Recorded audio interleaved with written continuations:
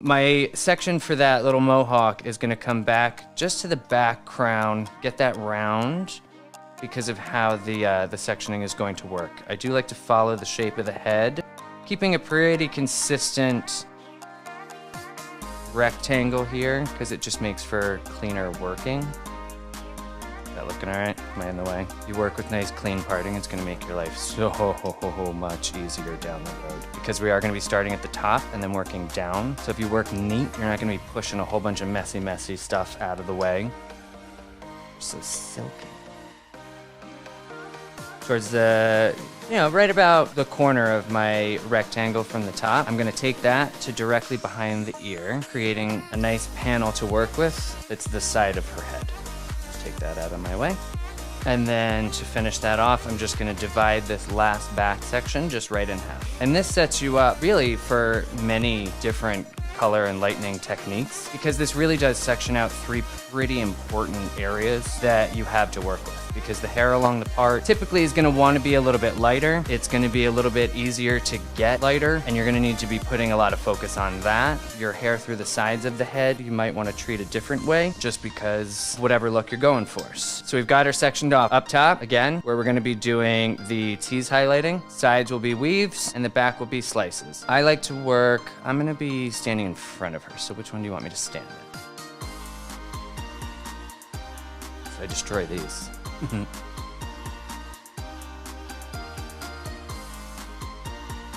So real quick, right up front on this front hairline, on a regular hairline, it's gonna give a little bit more, but you guys get the idea. I like to do weaves along the hairline because it gives it a nice bold pop without so much of a harsh line. So I'll just, grab some random, going a little heavy on it because chances are if they're already your color client, there's already some lightness through here. That's why this is sort of refreshing at the same time as creating. Just come on in.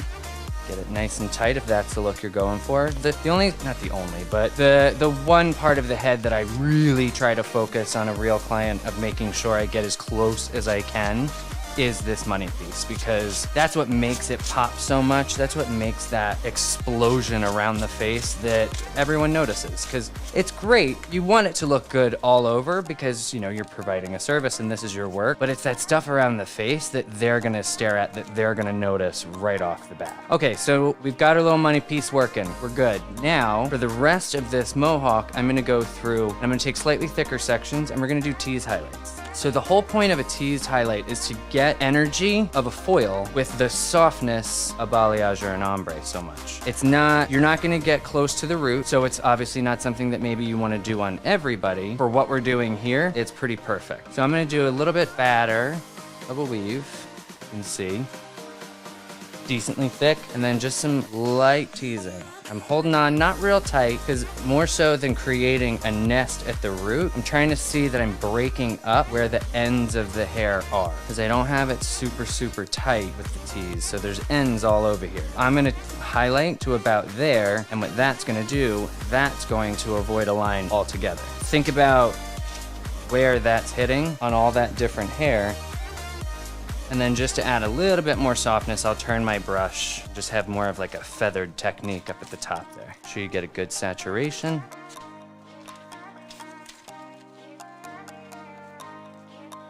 I lock it up. And then Christos is saying,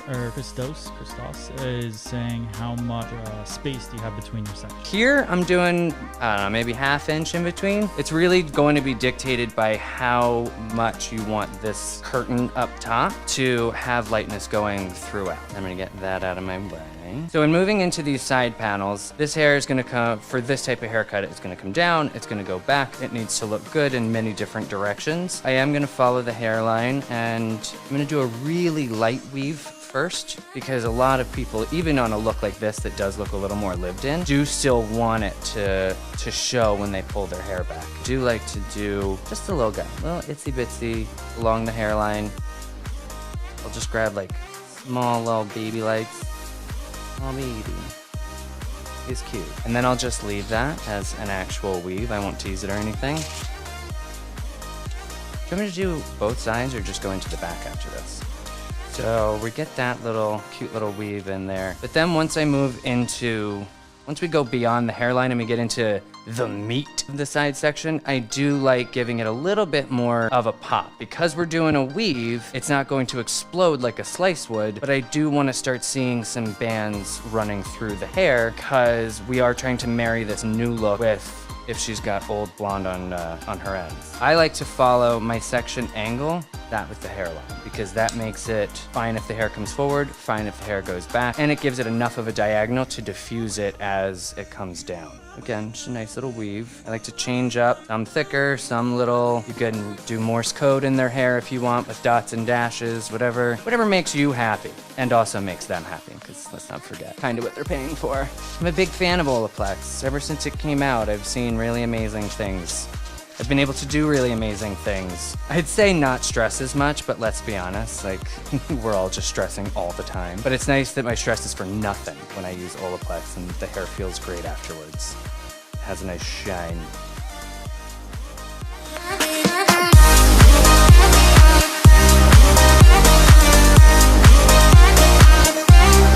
So back here, typically the hair is more dense, it is darker, it doesn't see the light as much. You can get in there a little bit. Back here is where I like to do full-on slices because this is what's going to fall around, like around the face, but like around the neck. That heavy shadow that comes from back here. Nice pops of highlights here will just help to break that up a little bit, just make it explode a little bit more when they look in. I am going to start a fine, everything I just said, hold on to that, but forget it for a moment, because I'm gonna start with a fine weave on the hairline, just for pulling it up out of your, like when she pulls her hair up's sake. Anytime I'm doing anything along the hairline, I like to do a fine weave, just because it makes it a little bit softer.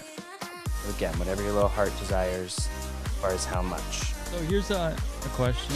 Janine is saying, would you say this technique would have an age group, or would you use it for mature clients? I have been using this on anybody because it's not so much of a TikTok trend as it is just a technique for making someone's hair look nice. Like it's not, I don't feel like this plays into any trend too hard that would ice anybody out that may want it. That makes sense? Yeah. So if you want it more subtle, if somebody, mature doesn't want a crazy explosion of blonde, then you just change it up a little bit. Maybe do a little smaller of a money piece. Don't be afraid to reference Jen Aniston. Everyone of every age wants to look like her. I'm mirroring the hairline as far as I like diagonals because they blend, and you want a little bit of blending to happen when you're using something more severe, like a full-on slice. Again, don't go crazy thick. If you want more blonde, do more thin slices. And then I'll use this piece, because it's the last one you put in. This will be what I check to make sure everything is done. So when you're checking the money pieces and you're like, okay, they're good, but they're not gonna fry off if I give everything another minute or two, I'll come back to this foil and look at it and be like, ooh, yeah, no. Or look at it and go, ooh, yeah, perfect.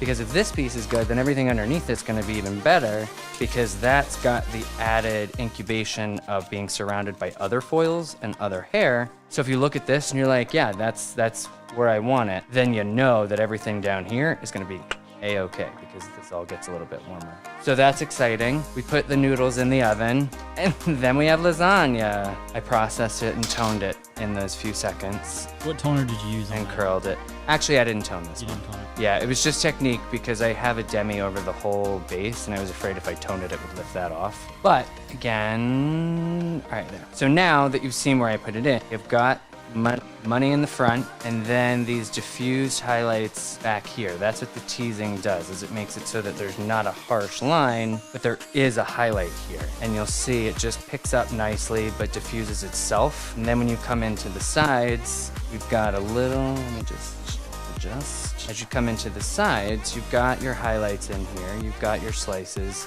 that definitely show up. They're definitely in there. But when the hair is down, it's nothing too extreme. It'll blend nicely. And then as you make it into the back, where you've got a bit stronger, where you've got your full slices, it holds its own up against the depth and dark of the back of the head. So how about them apples? Just give her a little all the way around. I worked hard on this. Look at it, love it. Thank you guys so much for joining us today, letting us be a part of your morning, and can't wait for the next one.